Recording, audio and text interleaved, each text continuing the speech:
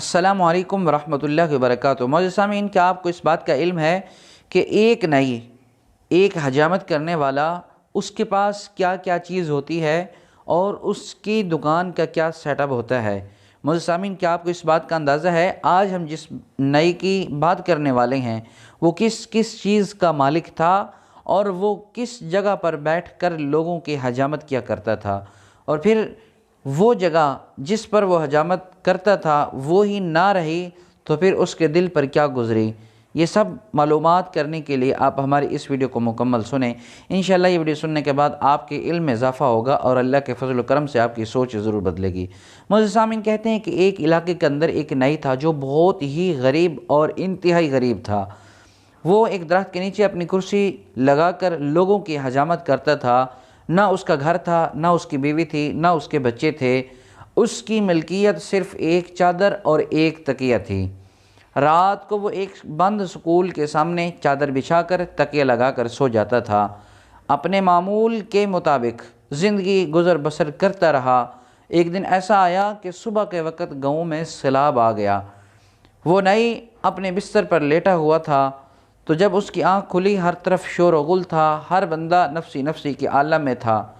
جب اس کی آنکھ کھلی تو اس نے اپنا تکیہ اور اپنی چادر اٹھائی۔ سکول کے ساتھ ہی ایک پانی والی ٹینکی بنی ہوئی تھی، وہ اس پر چڑھا اور اس نے چادر بچھائی اس ٹینکی کے اوپر اور اپنا تکیہ لگایا اور لیٹ کر ٹیک لگا کر لوگوں کا تماشا دیکھنے لگا۔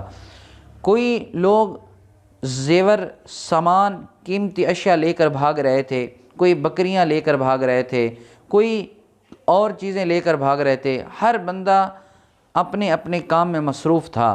اتنی دیر میں ایک بندہ ایسا آیا جس کے پاس کچھ نقدی تھی اور کچھ پیسے اور کچھ زیورات تھے۔ وہ جو لے کر اس نائی کے قریب سے گزرا تو وہ نائی اسے دیکھ رہا تھا، تو اس بندے نے کہا، یار آپ کیسے انسان ہیں؟ گاؤں کے اندر سیلاب آ چکا ہے، ہر بندہ ڈوب رہا ہے، ہر بندہ پریشانی کے عالم ہے، اور آپ یہاں پر لیٹ کر یہ تماشا دیکھ رہے ہو۔ تو اس وقت اس نائی نے آپ کو پتہ ہے کیا کہا؟ اس نے کہا، یار آج تو غربت کا مزہ آ گیا ہے، نہ میرے پاس کوئی چیز ہے اور نہ میں پریشان ہوں، نہ میرے پاس کوئی گھر ہے، نہ میری بیوی ہے، نہ بچے ہیں، نہ بکریاں ہیں، نہ کوئی ساز و سامان ہے، اور میں آرام سکون سے لیٹ کر لوگوں کو دیکھ رہا ہوں۔ تو اس وقت یہ لکھنے والا کہتا ہے، اس وقت میرے ذہن میں یہ بات آئی کہ جب میدان حشر کا دن ہوگا تو اس وقت امیر اور غریب اللہ کی عدالت میں کھڑے ہوں گے اور غریبوں کا حساب ہوگا۔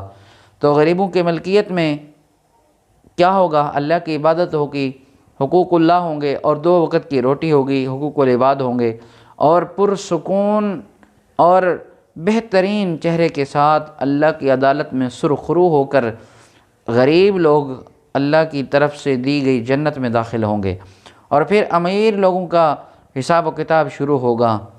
ایک طرف مال، جائیداد، کوٹھیاں، کاریں، بلڈنگیں، دکانیں، پراپرٹی، پلازے، اور حقوق العباد، حقوق اللہ، حرام، حلال، جائز، ناجائز، ڈکیتیاں، چوریاں، زنا خوریاں، اور ہر بندہ اس وقت اپنا نامہ اعمال لے کر گناہوں کے پسینے میں شرابور ہوگا، اور اللہ کی طرف سے وہ ایک عذاب کے اندر مبتلا ہوگا۔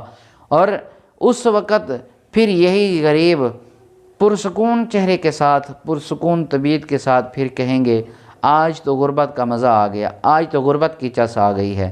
میرے دوستو، جتنا اللہ نے دیا ہے اس پر صبر کریں اور اللہ کا شکر ادا کریں۔ جتنا اللہ تبارک و تعالی نے مال، دنیا دولت سے نوازا ہے، اس دنیا دولت کو، اللہ کے دیے ہوئے پیسوں کو اللہ کی راہ میں لوٹا دیں، تاکہ روز محشر حساب و کتاب میں نرمی ہو سکے، تاکہ جس دن اللہ کے سامنے ہم کھڑے ہوں گے اس دن اللہ کو حساب و کتاب دینا ہے، پھر اس حساب و کتاب میں نرمی ہو سکے۔ اس لیے اس دنیا میں رہتے ہوئے آخرت کی بھی تیاری کرتے رہیں۔ صرف دنیا، مال، پیسہ جمع نہ کریں، بلکہ اللہ کے دیے ہوئے مال میں سے، جائیداد میں سے اللہ کی راہ میں ضرور خرچ کریں۔ اگر آپ کو یہ ویڈیو اچھی لگی ہے، آپ ہماری اس ویڈیو کو لائک کریں، چینل کو سبسکرائب فرما دیں، اور ہماری اس ویڈیو کو اپنے دوستوں کے ساتھ ضرور شیئر کریں۔ اور میں دعا کرتا ہوں اللہ رب ذوالجلال مجھے، آپ کو، ہم سب کو عمل کی توفیق عطا فرمائے۔ السلام علیکم ورحمۃ اللہ وبرکاتہ۔